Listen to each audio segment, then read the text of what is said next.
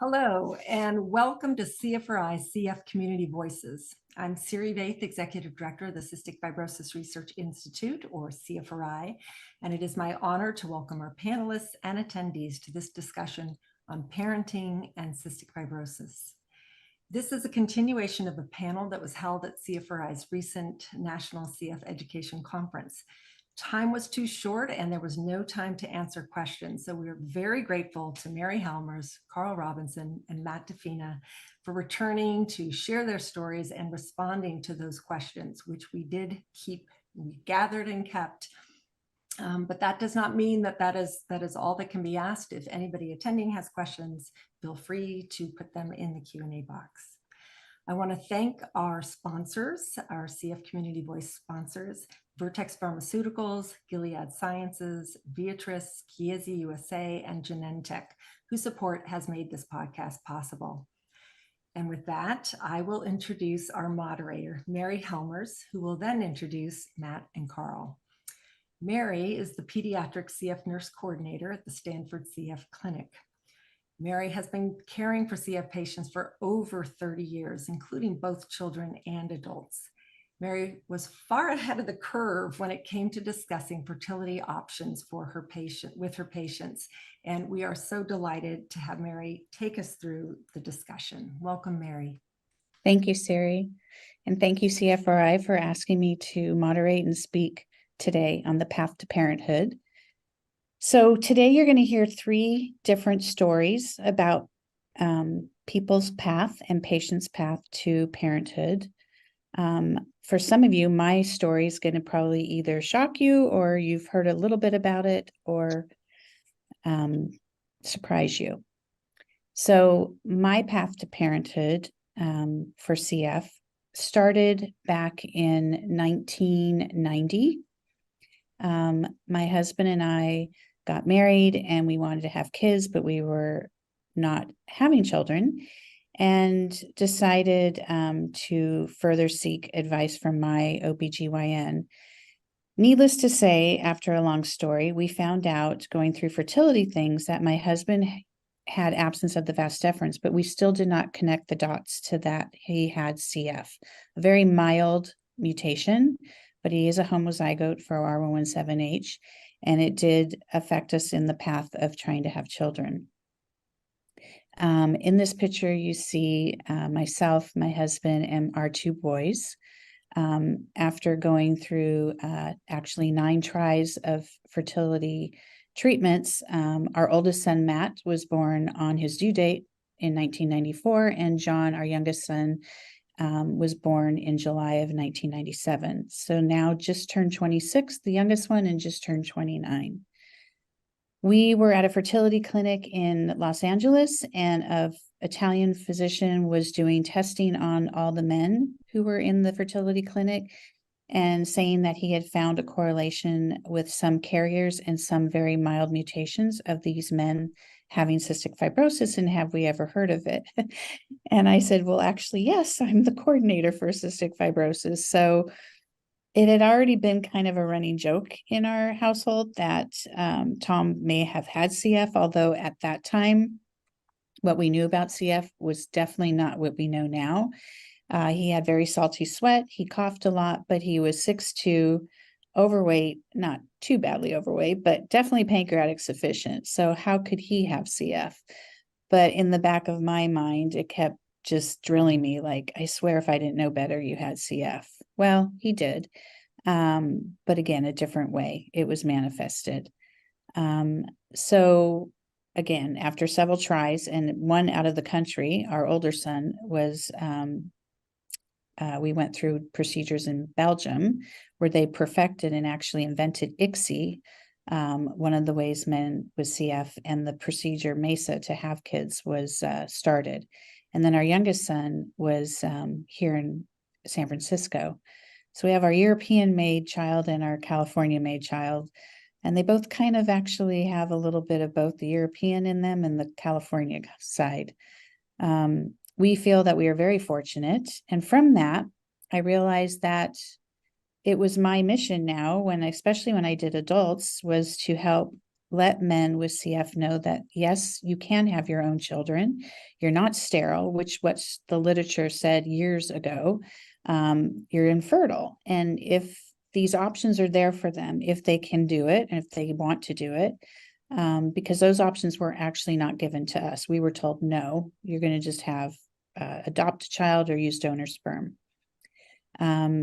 I then went on, when I switched back to pediatrics, we do a lot of education with newborn screen families who have a new baby with CF that may want to try fertility measures to have a child that doesn't have CF. So I realized that there was a calling for me to be in CF already. And now my calling had even more purpose because I had information for people who wanted to have a path to parenthood. So that's my little story on how I got connected in parenting path for CF. I'm going to now introduce Matt DeFina. Matt is a 45-year-old living with CF. He earned a bachelor's of science degree and a master's degree in business administration, and he owns and operates a successful winery in Napa Valley and works full-time as a joint replacement representative for Stryker Orthopedics. Matt received 2 double lung transplants, one in 2012 and one in 2020. Matt and his wife, Denise, have been married for 20 years and have a beautiful 15-year-old daughter, Gracie, who is now a freshman in high school. Go ahead, Matt. Thank you so much, Mary, for that introduction. And also thank you to Siri and everyone at CFRI once again for hosting this panel and inviting me to be on it today.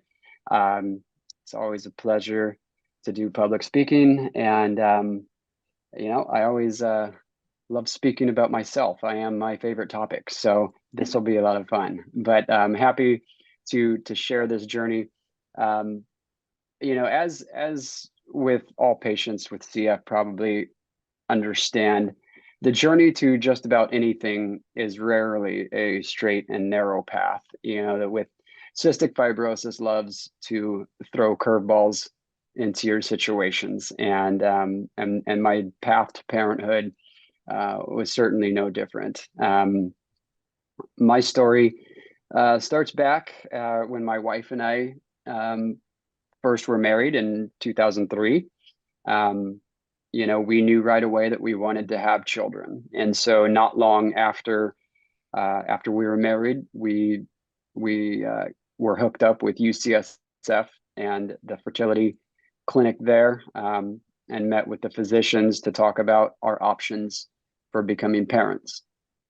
We decided to go the IVF route, and many of the things, Mary, that you mentioned, the MESA procedure, ICSI, those types of things, those were all things that we explored as well and went through that.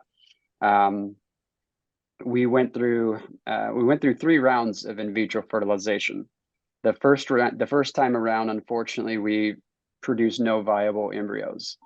Obviously, we were very devastated by that.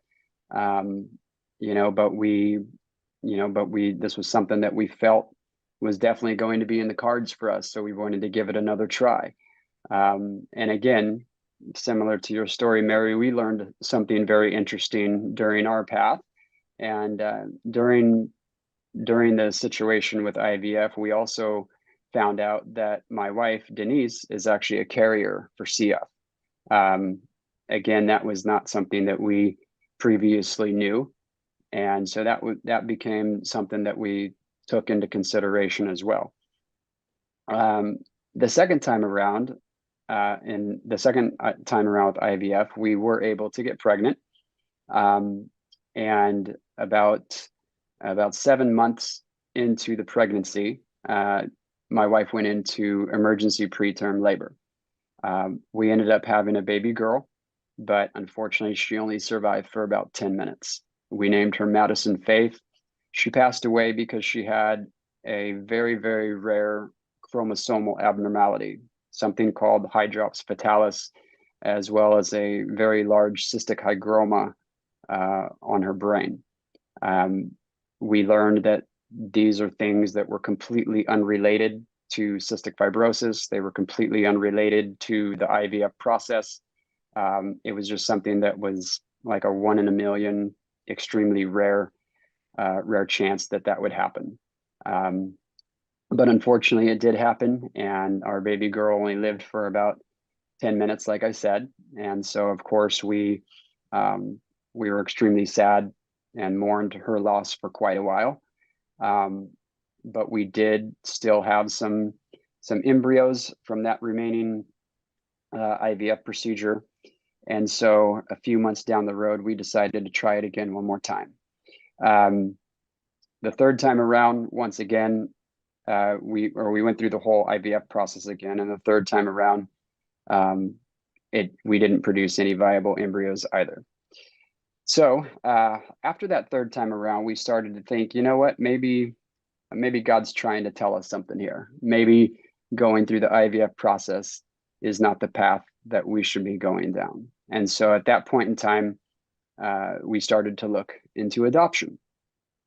And so there were, as you know, there are many different routes you can take in the path to adoption.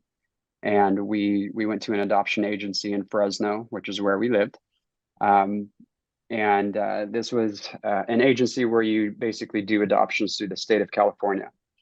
And so long story short, at a few months into it, we found out about a beautiful baby girl that was born on January 2nd, 2008. And she was down in San Bernardino. And our social worker asked us if we wanted to throw our name in the hat for this, which of course we did. And through this whole process, it's a little bit, I like to joke around and say it's a little bit like creating a Match.com profile, because you create a profile of yourself, both the husband and wife, talk about all the things that you like to do. And of course, you have to also disclose any health concerns that you have. So, of course, on paper, I had to list that there was a cystic fibrosis patient. My wife also has an interesting health issue, and that is a deformity of her left arm, which she was born without her left arm from the elbow down, and that was something that she had mentioned as well. So on paper, we're thinking, wow, we look like a great catch. My wife is missing an arm. I've got this horrible lung disease. Who in their right mind is going to want to give us their child? And so we weren't too optimistic about it, but that was just the way it went. And so that's what our profile looked like. And then about 2 weeks after we had submitted our profile to our social worker, we got a call and said, guess what? The birth mother picked you guys. You're going to be parents. And we were elated. We were absolutely overjoyed. We couldn't believe it. We drove down to San Bernardino to pick up our child. What you're looking at right there is the very first picture that I ever took with my baby girl. And we named her Gracie, by the way. And so we had to meet with the birth mother and have some conversations with her. And we wanted to ask her some questions. She, of course, wanted to ask us some questions.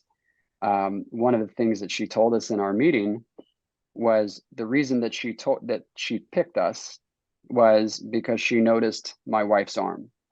And one of the things we first noticed when we met her was that she was missing 2 fingers in her left arm, and she also had a very profound injury to her forearm.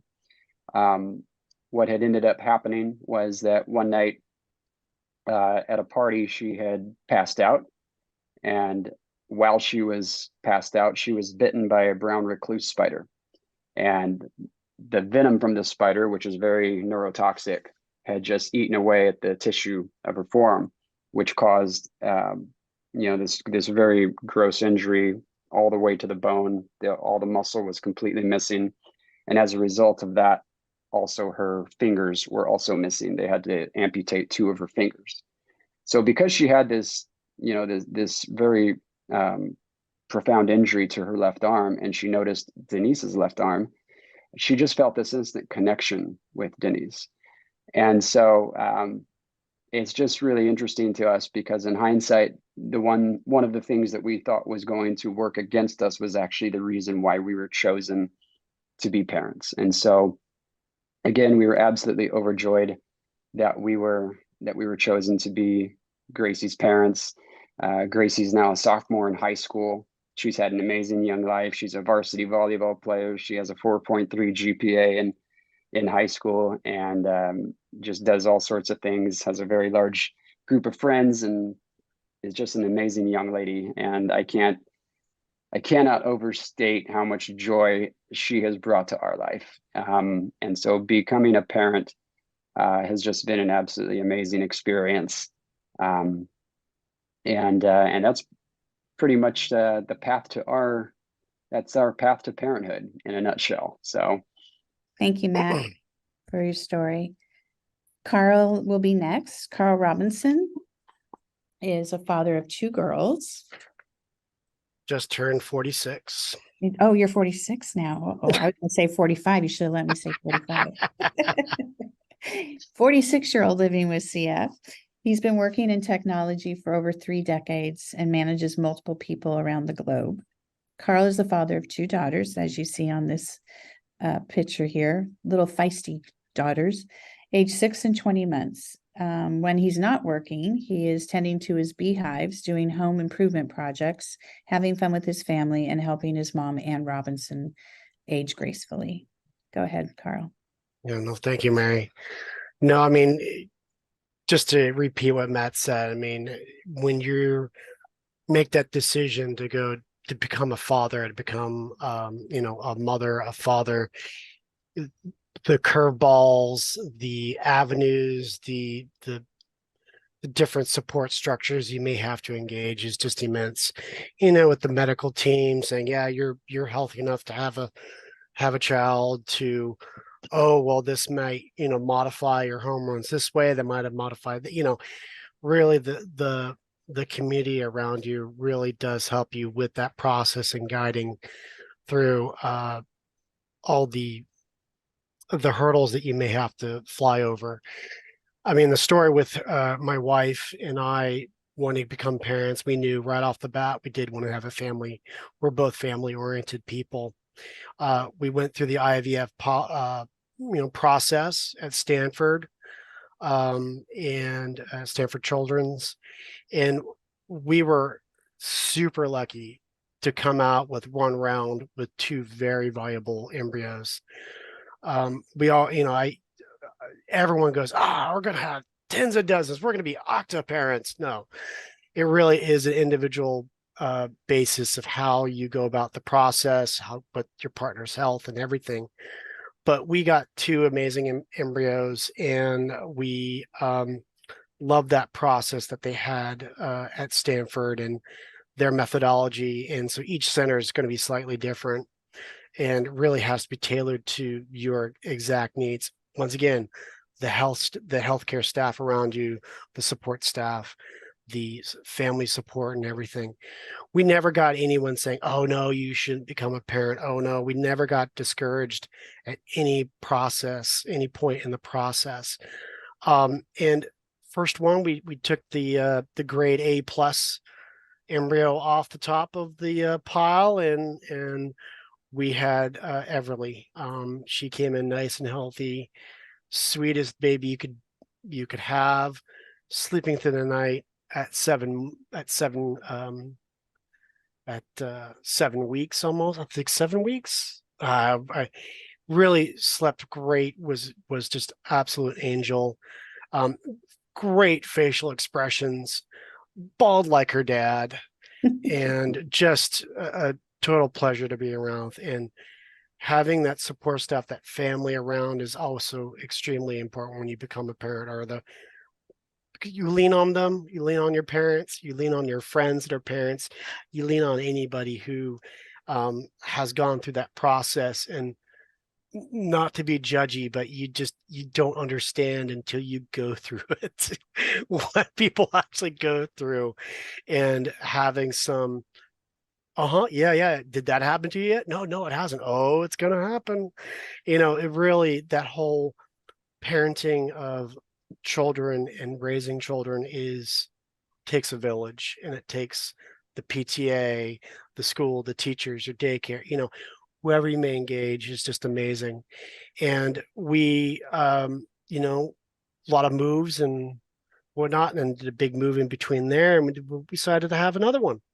Our other embryo that was normal and growing and was put in the stasis for 4.5 years. And so that embryo was implanted, and we got our second child, Josie, who is very different from our first. You know, comes out with a full head of hair. What? When is that going to happen? Really lively, really a big baby coming in, really, you know, different fussiness, different everything in every way. You know, and watching her grow, especially with COVID-19 and not having to go into a office every day, you really do see them grow up. And I can see how my mother and other people who have that opportunity to stay home to watch their children grow, they're very lucky. But I think I'm lucky because I get to work still, but also be home and help out, raise these crazy girls and keep them, relieve my wife for at least 15 minutes, so she get 15 minutes of silence to herself given times. And really the whole process of from you know, conception all the way until now I have these 2 children, I don't think I could have done it without, you know, Orkambi, Symdeko, or Trikafta. Those have been amazing drugs to really streamline my health to be way more stable. I consider myself a stable person with CF even before those modifiers, but then that modifier really brought out a lot of the stabilization that I think is needed with parenting. And if you do have CF and you're not a stable person, you could still do it. It's just a lot more challenging. You probably need a bigger support structure around you. But would I repeat it? Absolutely. I probably would have had my children 10 years earlier. So I wouldn't be 46 with a 20, now she's 21 months old, running around. But I wouldn't change it. I would definitely, you know, go through the whole process all over again to have another round of IVF and see if we want to roll the dice and have that. You know, the expense, since we had to pay for it fully, a lot of IVF treatments are not covered by insurance. So that was probably the biggest challenge that we had. But we had good support. We had some money saved up to help us that way to get through that. But nothing astronomical that can't be defeated. I know I found out at the conference that Boomer Esiason has a fund to help offset the cost for IVF. So I thought, thank you, Siri. I mean, that was great information when you told me that. That's awesome, because a lot of this is kind of, we're given these curses and gifts with having CF and having, you know, these unique visions on views on life. And that's just one less burden. It takes the sting out of the burden of becoming a parent and becoming, you know, building a family. So that really was an amazing thing to hear. Because, you know, not everyone, you know, becoming a parent is a choice. Sometimes it's easy choices, sometimes it's difficult choices, depending on your situation. But when you do know, yes, I can be a good parent. Yes, I have a great support group. Yes, my partner is awesome. And you want to dive into that arena, great. There's even more support staff out there to help you with some of these hurdles that you need to go over to get to your end goal. So, I mean, I'm amazed at Matt's journey. I think, you know, I have in my family, I have people that went to adoption, straight to adoption. I have some people that went straight to the IVF and everything else. There's kids, there's love to give and love to receive out there. So that's something that is the most rewarding thing of all this journey is just seeing a smile, a giggle, is just, it moves me more than really anything, is that kind of that feeling I get. So yeah, thank you, Siri. Thank you, Matt. Thank you, Mary. Thank you, Lucy, for sharing our experiences during the conference. And it's an amazing feeling. Thank you. That was an amazing story you just said. Have either of you had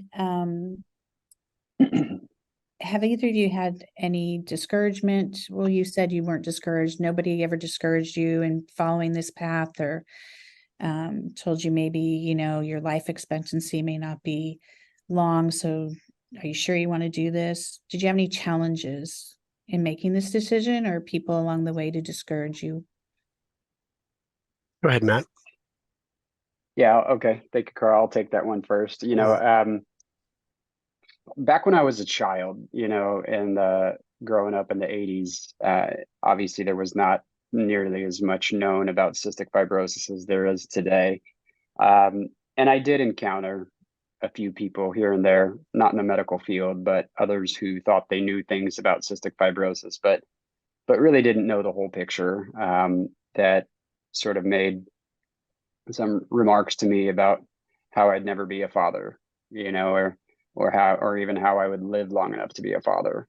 And again, in the 60s and 70s, obviously this was a disease where unfortunately most people didn't live past childhood. And so that was true in some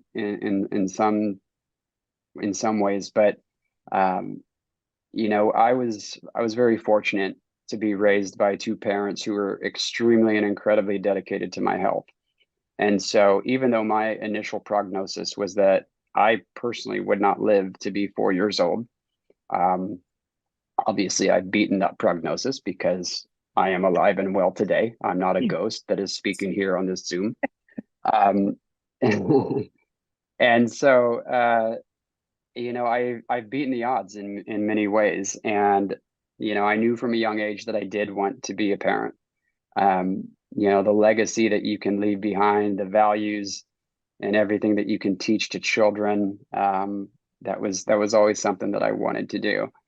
And, whether my wife and I became parents through IVF or adoption, that didn't matter to us, and I can tell you that when you adopt a child, it doesn't feel like adoption. And that was one of the ways that,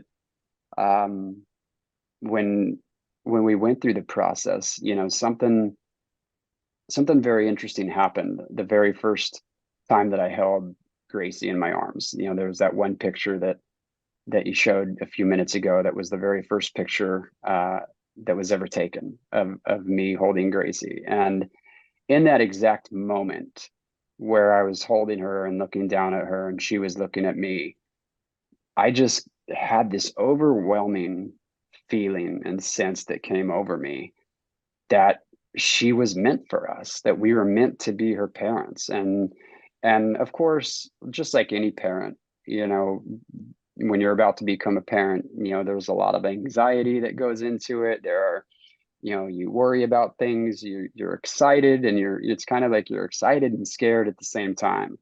And of course, Denise and I experienced that as well. But as soon as we held Gracie, there was this just overwhelming sense of calm and peace that came over us. And it was like we just knew that this was going to be okay. And, it didn't matter that I had this disease. We knew it was going to be okay. We knew Gracie was going to be okay. And we knew that we were going to be okay as parents. And that's how it's been. It has been a lot better than okay. It's been amazing. And like Carl mentioned, being on Trikafta as well has been certainly helpful. I've only been on Trikafta for about 3 years as a post-transplant patient. But even since, my health has gotten a lot better, which has translated to me being able to be a better dad and a better husband. I've been able to be extremely involved through all of Gracie's life in virtually everything. You know, despite my jobs that I had, despite owning a company, you know, ever since she's been in school, I've been involved with her schools. I've coached her in sports. We've been involved in all of her activities, and so you know, it's been an amazing experience, and I love that because, you know, going back to your original question, Mary, you know, there were naysayers along the way, and people who said, no, you probably shouldn't be a parent because being a parent is stressful, and a person with CF absolutely doesn't need that extra stress in your life. Plus, there's a good chance you're going to die young. So why would you want to bring a child into this world and then leave them without a father? Well, first of all, with Trikafta, as well as many other advances in technology, that's not really a good argument anymore, because there is such a great chance and opportunity that people with CF are going to live to be so much older now. You know, and I know for myself, for Carl, for many others, you know, we've beaten the odds, and we've shown through our own examples that that you can be parents, you can be a great parent. You know, it's not as stressful as a lot of people would like to say. You know, and when you have the right partner alongside you, it makes it that much easier. So, you know, my wife has been a tremendous support to me in so many things. Both of our parents, her parents, my parents, were an extremely helpful support system when we were young parents and when we were going through the IVF process. But you know, but it's just another way that we've beaten the odds, that we have proven to the world that, you know, statistics are not always correct. Science is not always correct. You know, it's, again, when I was a baby, I was, you know, medical doctors told my mom and dad that I wouldn't live to be 4 years old. You know, and then there were people that said he'll never graduate from high school. There were people that said he'll never play sports, he'll never be active, he'll never become a father one day, he's not going to have a good quality of life. Well, guess what? Every single one of those things is absolutely wrong. Yeah. You know, and so as much as I respect and love the medical community, and as much respect as I have for doctors everywhere, they're not always right. You know, at least not in the 70s and 80s. So, Yeah. Data. you know, so it's, we definitely, you know, we had our naysayers, but I'm extremely happy that we beat the odds, and, you know, that we were able to become parents to this beautiful girl. Yeah. No, I mean, very similar boat. I mean, there's a few people that, you know, when growing up, like you said, you know, medical advancements really have changed, and I'm glad I bucked the trend when I was born and life expectancy was in the single digits. I know my mom really made sure that I would meet older CF adults to see you're not, there's older people that have CF right now. They may be in varying degree of health, you know, but she said, you know, you can have a life beyond your teenage years, or your, you know, you can definitely do this. And even when I decided I wanted to be a parent, you know, most of those objections were dropped. And the stress, you know, people also talk about, oh man, it's so stressful being a parent and this and that. And same thing when you mentioned about holding Gracie for the first time. I remember walking up to Everly when she was on the incubator slash weigh slash, you know, triage station, and just walking right up to her, and she was crying, and I instinctively put my finger in opposite, you know, to have her suck on my finger. And I said, "Hello there, Miss Ebbs." And that's the first time I ever said anything to her. I made a nickname for her immediately, you know, and that feeling of, yeah, things are going to be fine. She's out, she looks healthy. if there's anything that pops up, I'm prepared for that. I'm a professional patient. I know how to prepare for that. So there's really a lot of positive energy on one side, the pros. The negatives, yeah, they're there. Financial drain. I don't get to sleep in anymore. There's all these things but I'm like, but that's anything going on if you have life, and you can't slack. But that's also giving that love to somebody else really outweighs the cons, discouragement that maybe I've ever received is, yeah, no, but I'm going to be a dad. I'm going to be a mom. I'm going to be that really kicks the butt out of naysayers. So I would repeat it. I would just repeat the same process to be a parent. It's, yeah. No, I Yeah. hear you. It's obviously my story is different because I don't have CF, and obviously Tom has CF, but in a, yes, he has had years of bronchitis and mild respiratory infections, but much differently pronounced because we didn't realize all these mutations were out there 32 years ago. But it still affected us in the way of, I wanted 4 kids, we wanted a big family, and we were very fortunate to have 2. And I took it as people never discouraged us. They asked, why did you do it? I mean, we tried 9 times, went through out of the country, tried here. There was a doctor at Stanford that said we would never have our own kids. And I think I was more stubborn than anything, saying, yes, we will. And I wanted to prove all those naysayers about who called men with CF sterile, because that really bothered me, even from day one when I first learned about CF.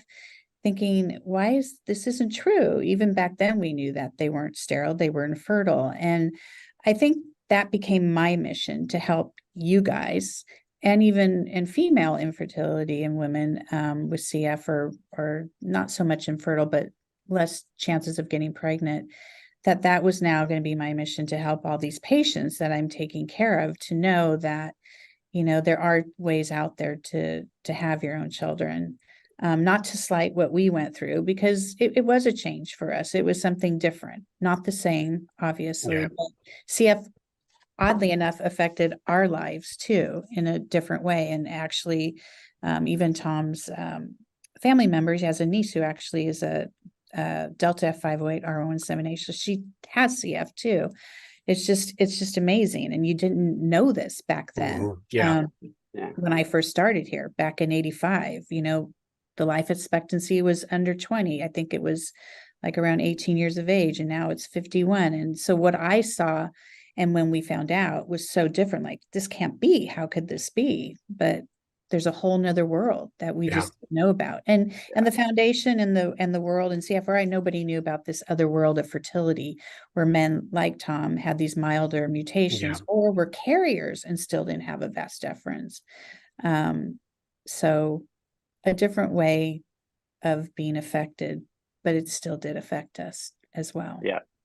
If there's a will, there's a way, and Exactly. and I love what you said too about the infertility versus being sterile. It drove me nuts. My IVF doctor at UCSF told me that I had enough sperm to populate China. So I boast about that. I have that on my resume. So and my children don't really look like me either. Go figure. Like, seriously. Yeah. And to that point, what's interesting in my situation is I cannot tell you how many people have told both Denise and I that Gracie looks exactly she looks like just us. like you. She does. But that's how it is in adoption world. I have many friends who adopted, and they look just like them. Yeah. No, I mean, I think it all comes down to just the love we can give and the love that we can receive. And mannerisms, are not genetic. Mannerisms are also very much learned. Mm-hmm. The same thing with a lot of, of our nation's problems and goodness are all just something that we teach and learn out of the womb. I mean, the genetic testing exploded in the early 90s. I mean, exploded. Mhm. And my mother and we all can advocate this. The sooner you know about something, the more you can affect it in a positive way. So even fighting for the genetic testing at birth, fighting for, XYZ, the more you know, the more you can grab tools to fortify or fix or alter. And I mean, there's CFers I know they're in their 80s, and I'm 46, so it's life expectancy is around, mid 50s. I'm like, I have to worry about statins. I have to worry about my blood pressure. I got to worry about all this. What? It just wasn't in our vocabulary. And now with kids, now I'm worrying about the PTA. Now I'm worrying about that. Now I'm worried about sports. What about this one? Dance class. But it's that's normal parenting stress. Right. And when you have that normal stress, the CF, you have your support system. You've been working on it before you become you're not a parent at age 2. You're a parent, hopefully at a good age, not a teenager, but you have all this care team and you have this routine together that you can really take care of yourself. And then when you go to the parenting, I just flip the switch back and forth between the two. And maybe some people can't handle that, but I know that getting tools, getting mental health to help you deal with the stress, getting mental help to help you with those stressors that people say, oh, you can't do that. When you get those tools, you can do anything. I mean, frankly, I think the only thing I can't do is maybe be an astronaut. That'll be a little hard because you have to be perfect health to get up there. So there's some things I know I will never be, maybe a fireman, maybe, there's certain things, but you know what? There's tools in your tool belt that can help you with anything in your life. And watching a webinar about parenting, becoming a parent, watching how a webinar maybe to how to deal with stress or how to deal with mental health gives you tools in your tool belt to be able to do whatever bleep you want to do. Exactly. And that strength, that resolve, that desire to be a parent was high with my partner and myself. I wish I'd met my partner 10 years younger. It's just to be younger to have children, but I wouldn't still, like I said, I would repeat, and occasionally she'll ask me, hey, do you want to have another kid? I'm like, no, I know we're done. But we definitely enjoy everything at the journey that we had. And it made me more what I am today.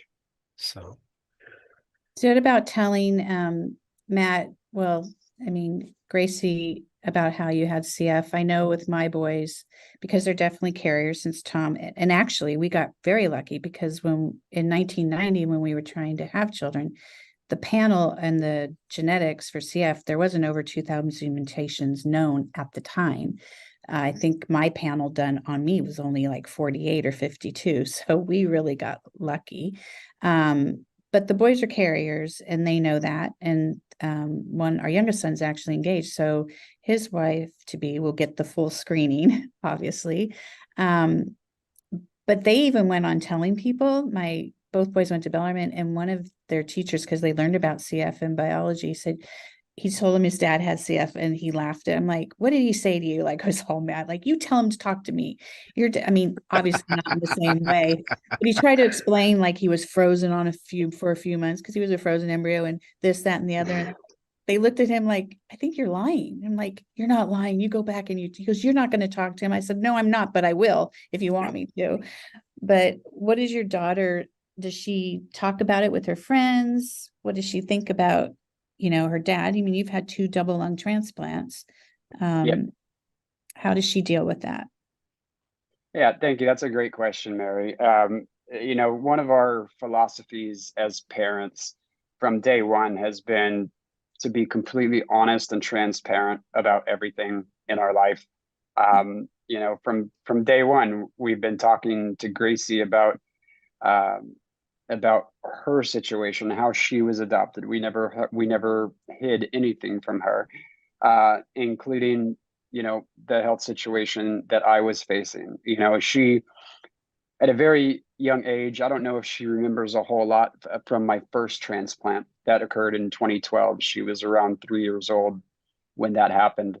But she was there the whole time, and there's pictures on my Facebook page that you can see of that whole transplant experience. And, there's pictures of Gracie coming into my room dressed as a doctor, wearing scrubs and a surgical hat, and just being her super cute self. And, and so she knew about that. We educated her on it. We talked about it. And as she became older, we would divulge, a little more details, things to try and talk about it in ways to help her understand. Yeah. And, now she's 15 years old, and she knows everything about CF. She knows it's a fatal disease, but she's also been there through both of my transplant experiences. She was right there at my bedside when I was, intubated and, waiting to wake up from the anesthesia, she and my wife, and she's been right there, listening to some of the conversations that we've had with doctors and nurses about my condition, or, about the transplant and everything. And one thing I will say is I think that my life and the things that I have gone through, and with her being right there with us the whole way through, I think it has resulted in her being an extremely mature young lady for her age. And she's also incredibly intelligent when it comes to a lot of medical things. And that's in fact an interest of hers when she gets older, is to potentially become a psychologist or a nurse or maybe even a doctor. She has lots of time before she makes those decisions, but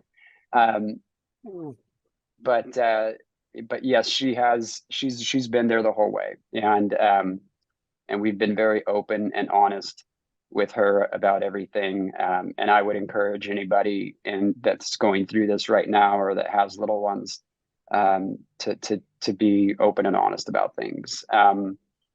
It just makes the conversations easier as you get older. It's not like all of a sudden one day when she's 10 or 12 or 13 years old, you just kind of drop this bombshell on them, like yeah, dad's got this fatal disease, and then, I just see that as not a great conversation to have. So, yeah, she's in honors biology this year as a sophomore. And so I'm sure at some point when they start discussing genetics, that will be a topic of conversation, and she'll probably be able to teach her teacher about Nice. but even when she was in sixth grade, her sixth grade teacher did a whole unit on lung health when they were going through human anatomy. And her teacher knew about my situation, and so she invited me to come and be a guest speaker in their classroom. And she's invited me to come back every single year to talk to her sixth grade class about cystic fibrosis and transplantation, when they're studying that part of the human body. And that's been a lot of fun. So, so I've been involved in her classes with all of that. Her teachers obviously know, and it's worked out for the best. Thank you, Matt. So as we wrap up our webinar, I want each of us, I'll have you go first, Matt, to give one thing of what you'd want to tell somebody if they were contemplating this path to parenthood. Anybody out there, what would you say to them? Well, I think I speak for Carl as well when I would absolutely say go for it. Don't hold back. There are so many ways that you can become parents now, whether it's through IVF or through adoption. And with the advancements that we have in medical technology, even if you have a condition like CF, I think you should do it. It's being a parent has absolutely brought me the most joy in my entire life, more than I could have ever imagined. It's really given my life purpose. I feel like everything happens for a reason. and there were people in my past who, after Madison passed away, during that second round of in vitro, there were people who thought, you guys should probably just throw in the towel right now and not proceed in trying to become parents. And yet we didn't give up. Like I said, we did try one more round of in vitro, but when that didn't work, we decided to go through adoption.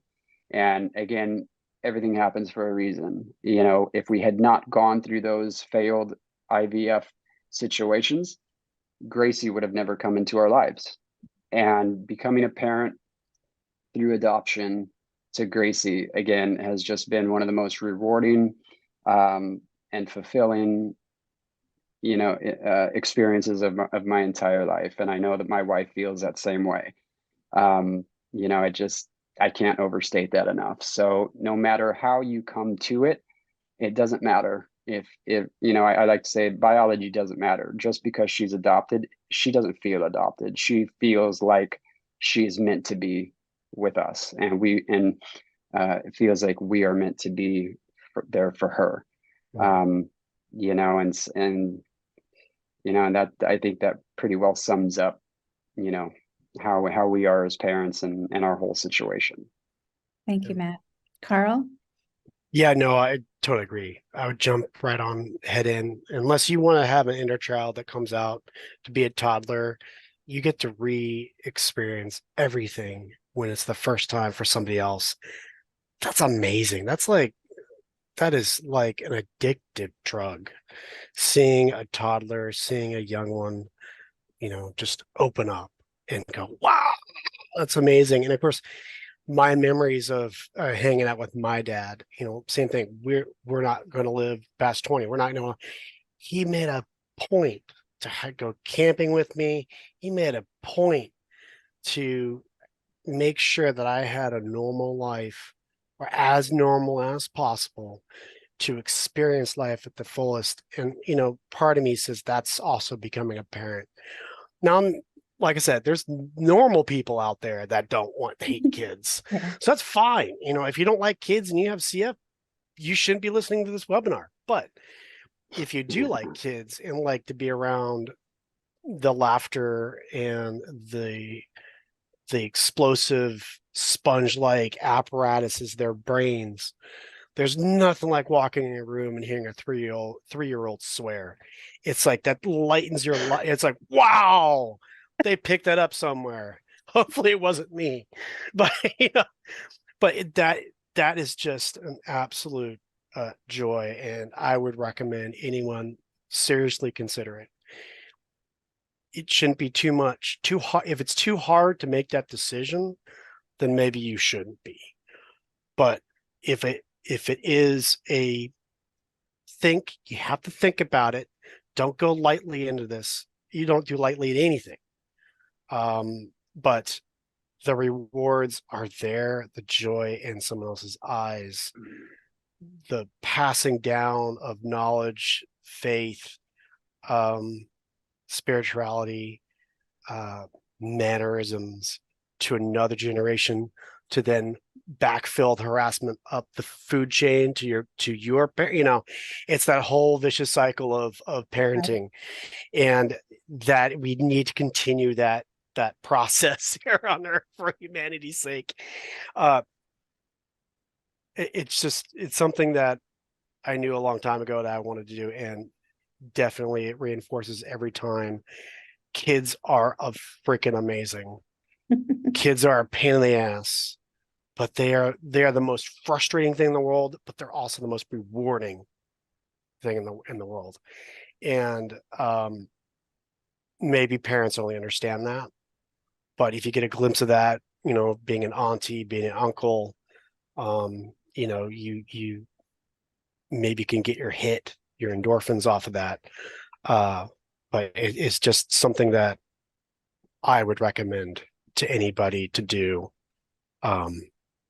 It is a commitment, a life commitment to be a parent. And it's something that I definitely sign up for. And I'm gonna smile all the way into the end until it is my time. I'm gonna be smiling every day because they just crack me up, kids. So Thank you, Carl. thank you. I would have to echo everything both of you said. My biggest thing was don't let anybody ever tell you you can't do something. If you want something bad enough to be a parent, no matter how that comes into play, stick with it. I think my biggest thing from all of this for me as the nurse coordinator in CF, and as I'm winding down, retiring in a month, I am so thankful, even though I wanted this big family, that this did happen to us because it helped me help patients. I helped a lot of patients get that path to parenthood, and I'm very thankful for that. I'm thankful that Agreed. they got to have that path, and that has made me feel fulfilled and like I was meant to be this. I was meant to be in this situation to help others. So I'm very happy for that. Yeah. You have a very large family, Mary. I know I do. I Very do. large. You really do. I do. No, you're right. I do. My I'm CF included. I'm included in that family. Yes, you are. So, I mean, the community and like even talking to Matt, talking to you, Siri, I mean, the community is huge, and that's one of my villages. And just, it brings me joy. I'm not going to throw it out. I'm not going to put it on the sale pile. That brings me joy. Mhm. Being a parent, being part of a community, watching something grow. It's frightening and also exciting at the same time.